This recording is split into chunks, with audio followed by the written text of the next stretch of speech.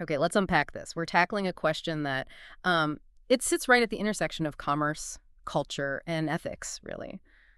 How do you separate a massive creative success from its complicated and, well, for some people, morally compromised origins? It's that classic art versus artist debate, yeah. Yeah. But it feels like it's on steroids here. You've got millions of dollars, the huge power of online fandom, and arguably one of the most intense culture wars of the digital age all wrapped up in it. Right. So today we are diving deep into the massive kerfuffle, and it really is a kerfuffle surrounding the dark fantasy novel Alchemized by SenLinYu. Now, we've got two very different sets of sources guiding us.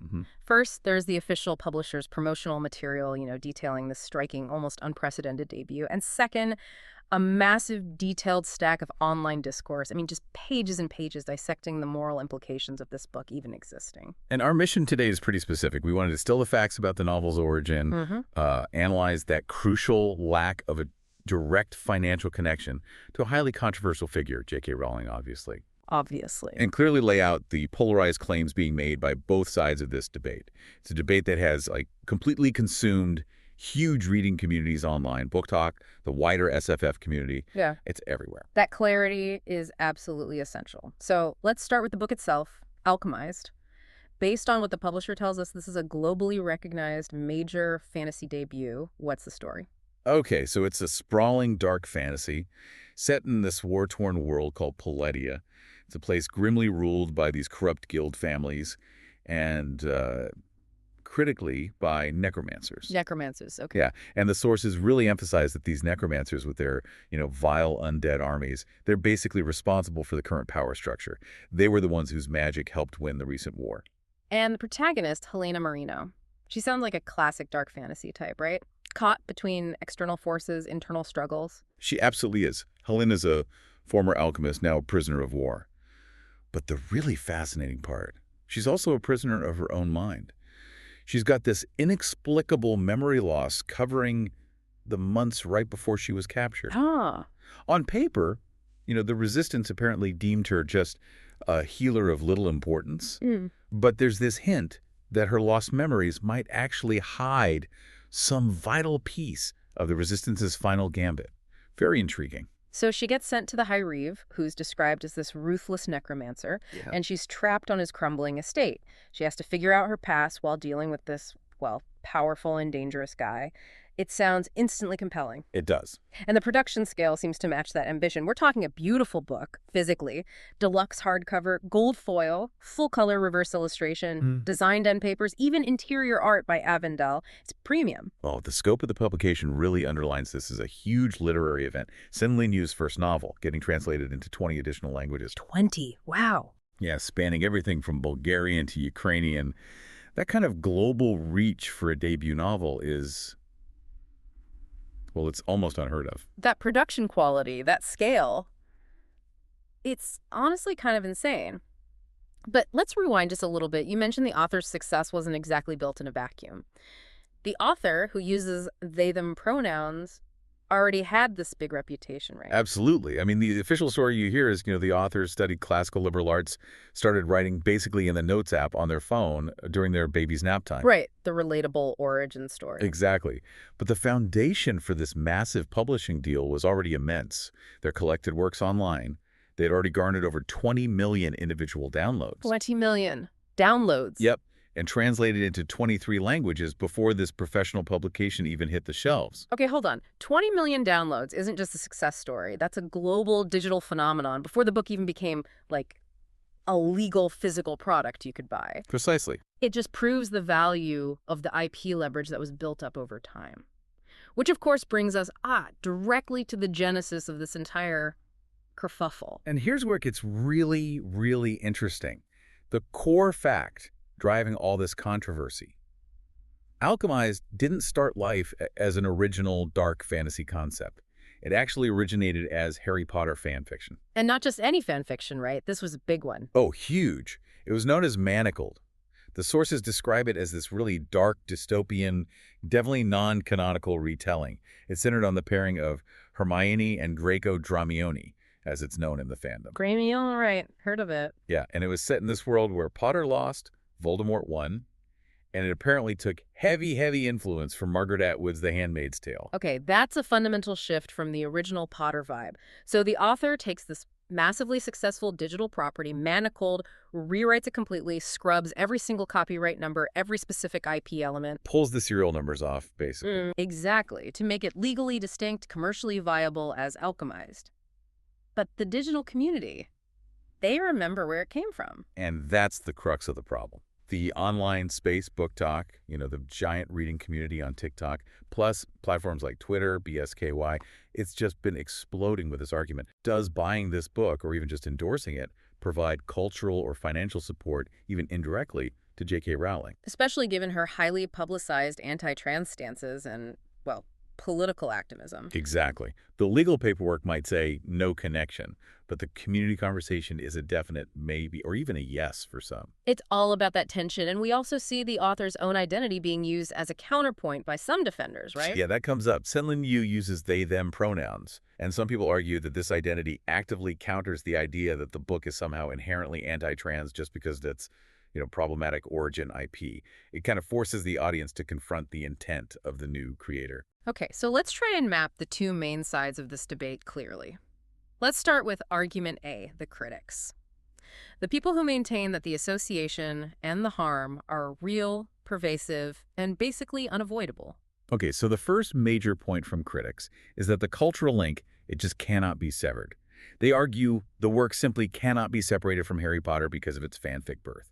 For people who know the history, the book is manacled, just repackaged. And crucially, that link, that history, was absolutely leveraged for commercial gain. I mean, okay, the official publisher jacket doesn't mention fan fiction. Right, they're careful about that. But the sources show that some major booksellers like Barnes & Noble in their email newsletters, apparently, and definitely specific editorial outlets, they openly marketed the novel as Dramione fanfic. Critics say that was totally deliberate, using the established fandom for massive, immediate recognition and success. Which leads right into the next point about financial leverage. Critics point out, look, the author got a major publishing deal. They got to publish a 1,000-page book, which is incredibly rare for a debut novelist. Why? Because of the fanfic success. Precisely because of their pre-existing success and reputation within the HP fanfic fandom. That's cultural capital, derived directly from JKR's IP, converted into a substantial financial deal.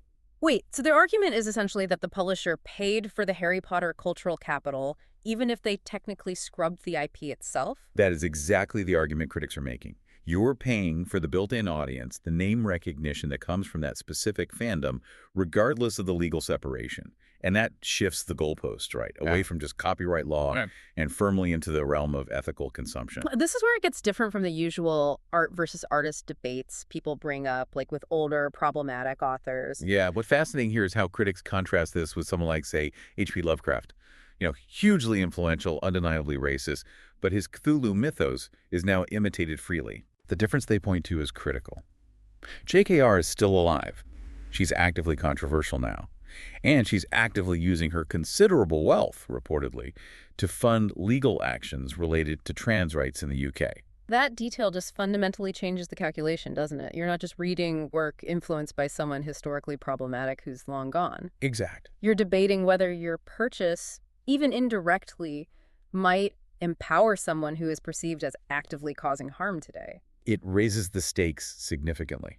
And beyond that, there's another layer, a specific concern voiced within the fan fiction community itself.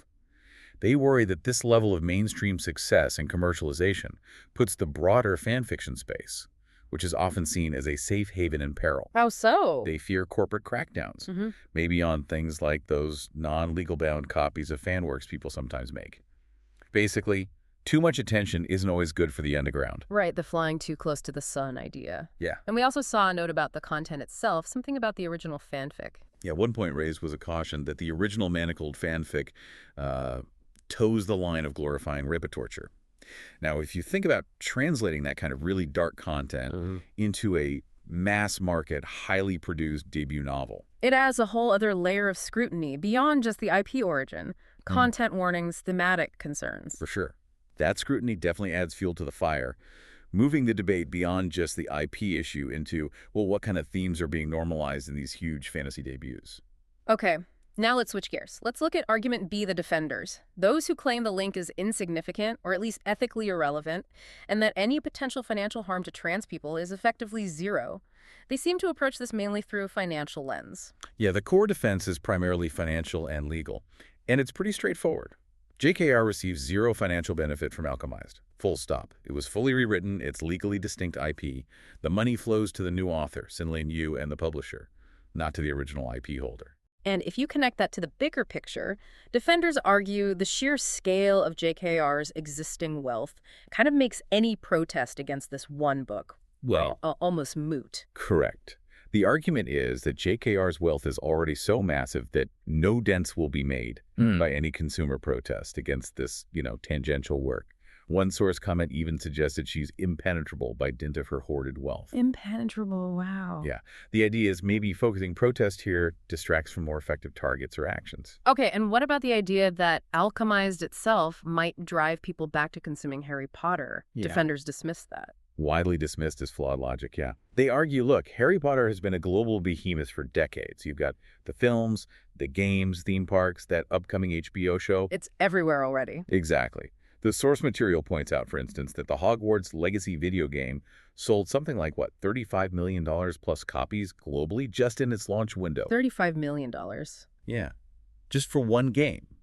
It demonstrates the global audience is often consuming the IP regardless of the controversy or protests surrounding JKR. So the scale of the pre-existing fandom, the existing consumption, is just so enormous. Any new readers drawn in because of Alchemized would be, like a tiny trickle compared to the existing flood of money and engagement? That's the argument. Negligible impact in the grand scheme.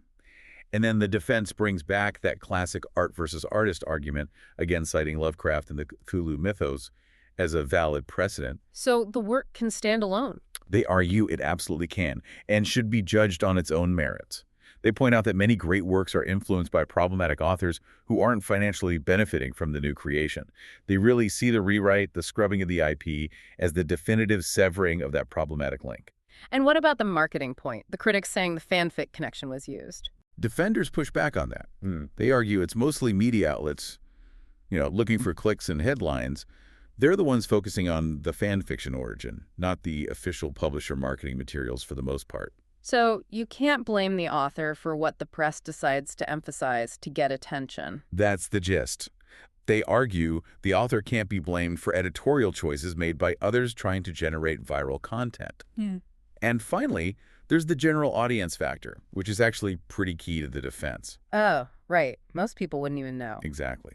Many readers, probably the vast majority outside of dedicated online fanfiction spaces, would have no idea it was ever fanfiction or related to Harry Potter.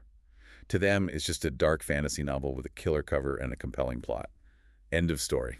So the whole ethical purity test just becomes irrelevant for a huge chunk of the actual consumers. That's the contention, yeah. Okay, so stepping back, what does all this mean for, the average consumer trying to navigate this landscape? We've seen this clear tension between the, let's say, commercial value of a really famous fan work made original and these deep ethical concerns tied to the original IP's creator. Right. This whole discussion really highlights the incredibly complicated purity test facing consumers today, doesn't it? Trying to balance the desire for great popular content that maybe comes from fan works against the ethical concerns tied to where it ultimately originated. I think the value of digging into this, the knowledge here, it lies in understanding the context, not necessarily in definitively choosing a side. This case feels unique precisely because the source author, JKR, is actively controversial and using her platform and wealth politically right now. Not just someone historically problematic like a long-dead figure whose influence is undeniable, but, historical. Exactly. That active present-day political reality is what fuels the sheer intensity of this debate. Yeah. It makes those traditional ethical analogies like the Lovecraft one kind of fall apart for a lot of people. Absolutely. So we've established that Alchemized doesn't financially benefit the original author, J.K. Rowling. And that's often the traditional line drawn in the sand when we talk about consumption ethics, right? The money trail. Usually, yes. But this whole controversy raises a much broader question, maybe a more uncomfortable one for you, the listener, to really chew on. We know the direct financial connection is severed, but is cultural association, driving traffic back to an existing IP, even indirectly, or providing cultural capital and legitimacy to the fandom that supports that IP, is that a form of support?